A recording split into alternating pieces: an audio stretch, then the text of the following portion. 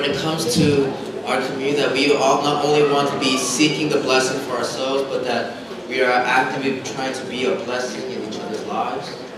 Because your words matter. The revelation that you get, the blessing that you get, that aha moment that you get was also not for you particularly, but God has given you a gift so that you can pass it on to someone else. Because more oftentimes than not, your victory is something that God wants you to help release that victory onto someone else. Whether you're struggling with depression, if God gives you a victory over depression, He has given you the keys to set someone else free from depression. If you're struggling with anxiety, if you're struggling with panic, if you're struggling with fear, if you're struggling with insecurity, if God has given you a victory in those areas, or whatever area you struggle with, more oftentimes than not, when God gives you the victory, He has given you the keys to victory for someone else. So there's this idea that when you be a blessed, God wants you to be a blessing. Say to each other, I'm going to be a blessing. Look to your person, I want to bless you. Say, I want to bless you. Why? Because the blessing that you receive has to transfer to someone else. Because the fruition of your blessing has to end in you. The fruition of your blessing has to end in someone else. God blesses you so that you can be a blessing. Guys, the victories that you have is not victories just for yourself. It is for the people around you as well. So we must actively ask ourselves, when we get victory, how can I pass this victory on to others? See, a lot of times, we're so easy to share our victories over social media, but man, why can't we share the blessing that God has given us in service to the people around us?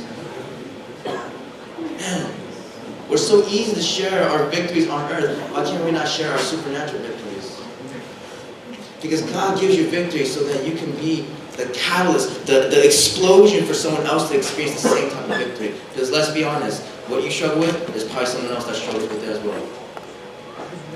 If you struggle with fear of failure, most likely, more than often time, someone else is struggling with the same thing. Maybe someone next to you. And the thing is, we want to put up a front that, oh, everything's good. We want to live in this Instagram culture where, man, a lot of times in Instagram you post up the best, never the worst, right? And then we envy each other. Man, look where this person's going. Look what this person bought. Not knowing, like, look at all those lavish things that this person has. Not knowing the next day they're probably eating cup ramen, right? We always post our best, but we never realize that the struggle that we all go through. We need to break out of that Instagram culture. Instagram's great, but at the same time, we must realize that there's more to the story, there's more to the picture. Someone may put up a face, but deep down they're in the darkest pits of their life. And so therefore, when you get a victory, may it not end in just you. May the celebration not just end in you. May your celebration bless the people around you. I just kind of sense that a lot of people have been struggling a lot this past couple of weeks. Whether they're physically, mentally, emotionally, spiritually, that there has been like this battle that's been going on. Some of y'all came in here very weary. Some of you came in here very tired. Some of you came maybe angered or anxious or bitter. Whatever the case may be. I just believe that today's word it has for you today is that God wants to lift you up out of that. God wants to exalt you. God wants to glorify you. And we'll say, what does that mean? I thought we're supposed to glorify God. Yeah, but this is the thing. When you glorify the masterpiece, the artist gets glorified in the process. When you see someone paint a painting, when you see someone build a sculpture, when you glorify, when you magnify the art piece, you also glorify the artist. And so therefore, if God is the artist, if we are His masterpiece, if we get glorified, God gets glorified. God does not get glorified in your defeat. God does not get glorified when you look down on yourself. God gets glorified when you get lifted up. When you are lifted up, God gets the glory. Because He does not rejoice in your defeat. He rejoices in your victory. Because your victory is His victory. His victory is your victory. This is the thing. We are not separate from God, but we are very much part of God. And therefore, even in our community, we're not individuals in this community that our victory is just my victory. But man, when we have a victory here, that it has the potential to spread everywhere. It's whether we want to release that victory. God gives you a victory to release it to the people around you. That's what community is all about. it's not just about my victory, it's about your victory. Can we learn how to celebrate with each other? It's so easy to celebrate ourselves, but can we celebrate each other? Can we celebrate with each other? That is something that we need to practice. Right? Today's passage, it seems very weird. But just the context. David had a lot of sons. He had a lot of children. And therefore, in his last moments of his kingship, in his last moments of his life, he's actually incapable of leading the country of Israel. And therefore, there's this question, who's going to be the next king? And so one of his sons, Adonijah, comes, wrongfully takes the throne. He sets up his own crew, his own party. You know what? You want to be part of my team? You want to be part of my team? You want to be part of my team? You want to be part of my team? He gathers these groups of people, powerful people, and he makes himself king. He has his party. He anoints. People are celebrating. Oh, Adonijah is the new king. And David, this whole time, was not aware this was going on. David was home, just chilling, probably waiting to go to heaven or somewhere, whatnot. And outside the kingdom, we see Adonijah, one of his sons, declaring himself the king. I am the king now. I am the king. And they're celebrating as if he is the king. Lo and behold, but the whole time, David has already promised the kingship to his son Solomon. And therefore, we have this issue. Solomon is supposed to be the king, but Adonijah stole it. And therefore, there's this celebration, there's confusion, and Bathsheba, which is Solomon's mother, is distraught because they know that the moment Adonijah becomes king, Adonijah has his party, and he didn't even invite Solomon. Now, it's not because he's like, butthurt, why didn't you invite me to your party? No, because he's saying, if I'm king, I'm going to get rid of you, because you're the threat to my throne. Because even Adonijah knows that Solomon is supposed to be the rightful king, but he took it by force. And so they're in the situation where Bathsheba is distressed. Solomon is like, what's going on? Because we know that if Adonijah becomes the full recognized king of Israel, they're done. It's over. That they're going to be taken out. They're going to be gone. And so they're in distress, and this is the situation. And then Nathan the prophet tells Bathsheba, go to David and remind him the promise. Remind him of what he promised you, that it's Solomon that's going to be the king of Israel. See, a lot of times we get into a situation. We are in a situation where we're not doing so hot. We're not doing so well. The temptation is going to be, I'm going to take care of it. I'm going to do it. And there are times where you're going to have to own up to your responsibilities, yes. But a lot of times, what God's telling us, when we own up to our responsibilities, He wants us to be very much including Him into the picture. A lot of times we say, I'm going to take care of my own hands. God's too slow. God's not working fast enough. Right? Some of us may have experienced that this week. Like, you may be going through a tough week or a tough season, or maybe you've been praying for a particular thing in your life, and it's not been happening. God's too slow. He is too slow. All these things are happening. I can imagine Solomon. He's looking at the situation. My father, King David, first of all, he can't do anything. He's about to die. He's not going to do anything about it. Look at everything. I need to gather my people, take things into my own hands, and go to war with Adonijah, my brother. Solomon could have taken it into his own hands. Solomon could have made his own crew. He could say, you know what? David can't do anything about this. My father can't do anything about this. So therefore, I'm going to do it my own way. And the same thing with us. When we feel like God, our Father, can't do anything about it, we say, you know what? I'm going to do it my way. But what we see today, that's not how Solomon did it. He didn't do it his way. He did it where he invited his father who could do something about it. He came to a situation where him and his mother came to David and reminded him about the promise that they already made. So this is the thing. A lot of times in our situations, the way we invite God into our situations, we remind God of the promises that He's given to us. God has given us promises. A lot of times we get the promise, we get a prophetic word, and a lot of times we just say, okay, you gave me a prophetic word, we do nothing about it. But this is the thing. When you get a prophetic word, when you get a promise, sometimes it's okay to remind God, God, you remember this. You promised this. And that, not saying like, oh, God, you stupid, you don't remember. No, God, remember the promise you've given me, so therefore remember me. Why? Because when you say that, you're inviting God back into the picture of your life. See, this is the thing. We're not to take things out in our own hands, but we're called to invite God into our situations. God, remember your promise. very much, I know you could do something about this. I know you could do something about my situation. In this very moment, Solomon and his mother Bathsheba came before David because David gave the promise and said, David, you gave the promise, and we know that you can do something about it. So therefore, here's the situation. They didn't take it into their own hands, but they trusted David to fulfill the promise. Do we trust God to fulfill the promises that He has made for us? Because how we react to our situations will show if we trust Him or not. Can we be patient enough in His presence to say, God, I trust you that you care and that you can. That's something that we've been saying for a while now. God cares and that God can. But can we be patient enough to believe that statement? To let that statement come to reality? Or are we going to be saying, you know what? God's too slow. Maybe God doesn't care. Maybe God can't do anything about it. Therefore, I'm not going to do it. Solomon could have said the same thing. David can't do anything about this. So I got to take care of it. I got to make my own crew, and I got to go to war. No, but he says, you know what? With his mother, he's like, this is what's going on. We remember your promises. Can you fulfill your promises? Some of us this morning have to come before the altar of God and say, God, remember the promises. Remember the promises you've given me. My family. Remember the promises I've read in your Bible that you'll never leave me or forsake me. That God always fulfills His promises. Not for just our sake, but for the glory of His name.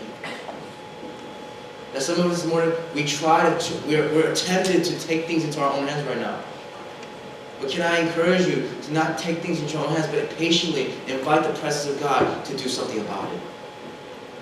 That our action is not just to sit there and wait for something to happen, but our action is actively inviting the presence of God and moving accordingly. Some of us think that waiting for God is just sitting there. It's like, nothing happened, time to do it. No. Actively waiting for God is seeking God. Actively waiting for God is seeking God's counsel. Actively waiting for God is seeking His presence. Some of us are waiting for the answer, but we're not seeking the presence. We're saying, God, answer, speak to us, but we're doing our own thing. God's saying, if you want my answer, seek my presence. Invite me into your situation. Don't just seek my solutions.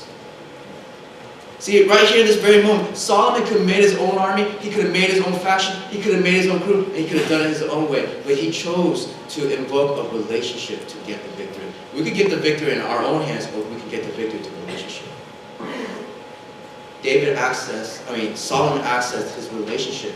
Bathsheba accessed his relationship with David to get the victory. Today, brothers and sisters, when we're going through a tough time, are we going to say, you know, I'm going to do it with my own two hands? Or I'm going to access my relationship to get the victory?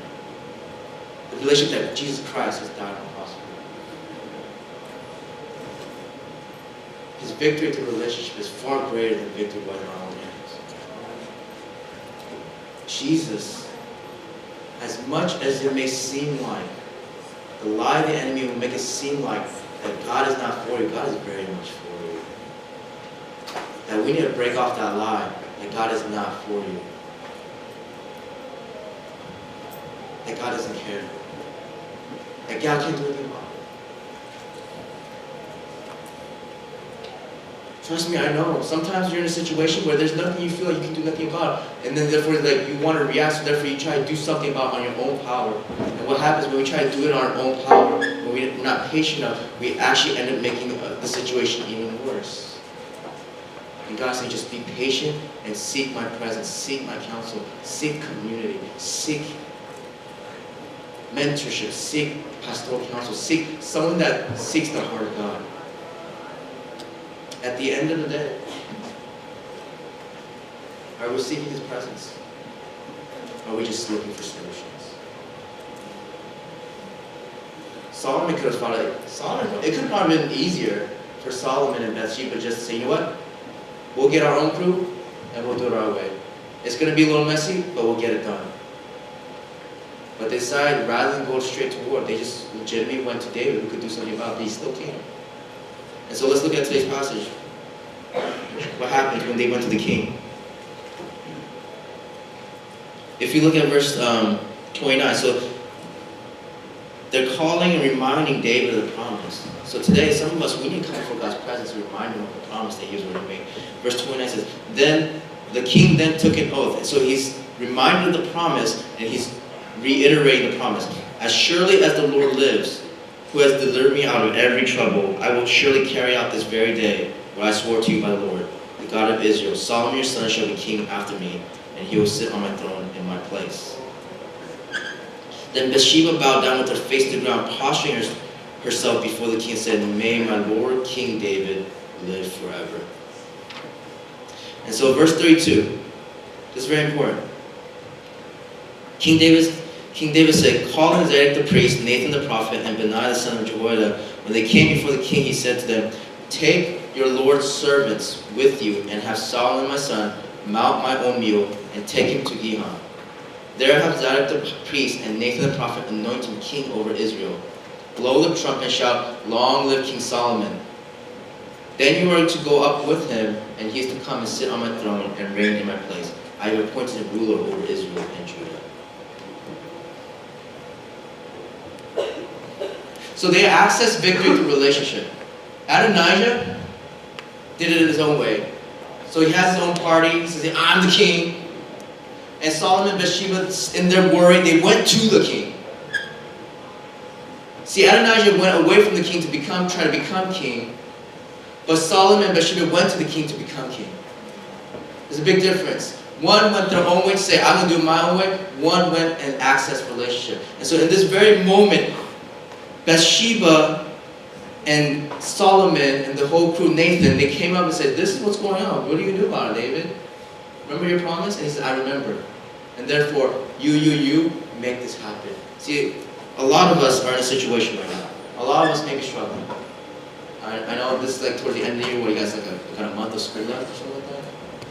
It's like crunch time. Some of y'all are distraught. Some of y'all maybe thinking about the tests that are to come, the papers to come. I think some of y'all already finished APs already. Praise the Lord. Maybe you still got APs. I don't know. It's been a while since I had APs. Some of y'all like this is it. This is the before the summer happens. You're gonna try to salvage your grade. Some of us are trying to calculate what we need to get on the final exam to get a certain grade, right? Like if I don't miss any problem on the final exam, I'll get an A, right? I used to do that all the time. At the end of the semester, I always calculate, okay, if I miss only 3 questions and I get this percentage on the final exam, I get this grade. I don't know if you guys ever did that. You know what I'm talking about? Something like, if I make sure I get a perfect, I'll pass, you know? Some of y'all mentally gain strain from that. Whatever the case is, some of y'all may be going through some of the struggles. But my thing for you guys is this. A lot of us try to do this on our own, and we get overwhelmed when you're not called to do it alone. And this is the thing. Some of us run away from our struggles. I know for me, when I used to, I guess I went to a different thing, but who knows. About like a couple years back, when I used to struggle really hard about life or whatever the case may be, I used to cope by being a stress eater. So when I get stressed, I eat. My go-to, someone identify with that. My go-to food was to go to McDonald's. Because if you guys don't know, in the township of Wayne, there's this 24-hour glorious location of McDonald's. It was closed for a time being because of a fire. I was devastated. I was legit. That was my heart was shook, you know. But then it reopened magically like not too long ago, and now it's better than ever. It came back stronger. Like it's like decorated. If you go in, no, let's go, you know. Let's go in. It's like they have a screen and you can order off the screen. It's like nice visual. Oh man, and it's like now they have a Grand Mac. It's like a Big Mac but bigger, and it's like oh man, like 20 nuggets, piece nuggets, yeah, you know. Whew. So I used to stress eat. That's how I coped, right? And I used to run away from my problems. And you know when I have when I used to be in school, when I have a paper due or something that I had to write, but I was not motivated to write, you know what I sometimes do? I just watch TV. And they say, you know what? And then it's like 12 o'clock at night. You know what? I'll start tomorrow. You know, it's just too late. I need rest, right? And it's like maybe, and then there are times when I do somehow get to that point where I actually start writing. I write down the title page, I write my name, I write my student ID number. I was like, man, I need a 10-minute break. 10-minute break becomes 2 hours, you know, because you watch one YouTube video, it leads you to another YouTube video, and also you watch conspiracy theories. Right? We do everything what we can to avoid our problems, we avoid our struggles. Because we feel that we're afraid to fail sometimes. We're afraid to meet what may come about when we face the struggles. But the call today is this, that we're not only to not take care of our struggles with our own hands, but we're to invite God into the struggle. Why? Because a lot of times where we struggle, God wants to exalt us in there. Come on. Where we are going to be the most broken, God wants to redeem those moments. That's right. Where we are the most broken, the most defeated, the most oppressed, God is going to give us the victory so that we can actually overcome that victory, overcome those obstacles for other people as well. That remember I said in the beginning, that when God gives you the keys of victory, that He has given that key to spread that to other people who struggle with the same thing. Because when you struggle with depression and you have victory over depression, your testimony can set other people free from depression. That victory that God has given you is something that He wants to spread through you. But a lot of times we don't get the victory because we run away from the battles. How many of you know that the greatest victory comes from the greatest battles, but a lot of times we don't get the victory because we're not ready to face the battles. We run away from them. And in this very moment, they faced the situation. Saul said, this is our situation, this is what's going on. And then they invited King David to do something about it. And when they invited King David, what did King David do? In that moment where Solomon was defeated, depressed, oppressed, David lifted him up and exalted him to the power of king. Where we are going to be defeated, where we feel we're going to be defeated, where we feel that we are demoted, where we feel that we are being cheated, where we feel that we are not getting what we are due, that we deserve. Those very moments that we need to tackle those moments, we need to tackle our struggles, invite the presence of God so that when God is in the picture, He can have the ability to exalt you out of the situation. Rather than you just stewing and ignoring the situation. See, ignoring the situation doesn't mean you get out of it. You're just in it and you're going deeper in it. The answer is not to ignore or run away, but to run in, invite the presence of God in it so that He can lift you out of it. And when He does, when He lifts you out of it, He will give you the keys to set other people free. Because your victory is not simply just victory. Because when Solomon became king, he didn't just become king for himself, he became king over a nation. He became king over many people. So that his exaltation resulted in people being blessed all around him. So please let me come up. I shared this not too a while ago, but and again, if this is something that you also are struggling currently or have struggled with, and you still, for whatever reason, need to talk about it, which is totally fine. But please, do not try to fight your struggles on your own, but invite the presence of God, invite community to help you.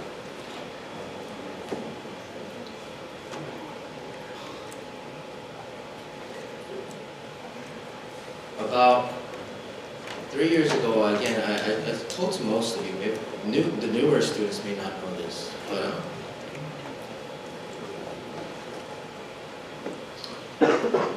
I struggled for a particular winter about 3 years ago where it was just extremely difficult for me. Just ministerially, school was terrible. That was the time when, for those, I was taking this class and it was not happening.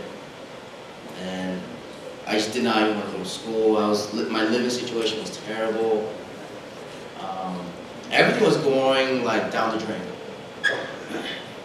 And it was actually the first time in, I think at the time I was maybe 27. I'm 30 now.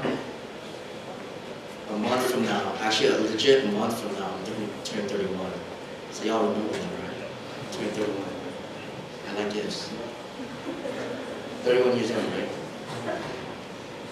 But I remember I was struggling, and I contemplated in that season suicide. And that's weird, right? It's like, what is a pastor doing struggling with that? Like, what? You're supposed to be a holy man. First of all, everyone in Christ is holy, not just the pastor. Everyone has the Holy Spirit, not just the pastor. Everyone struggles, including the pastor.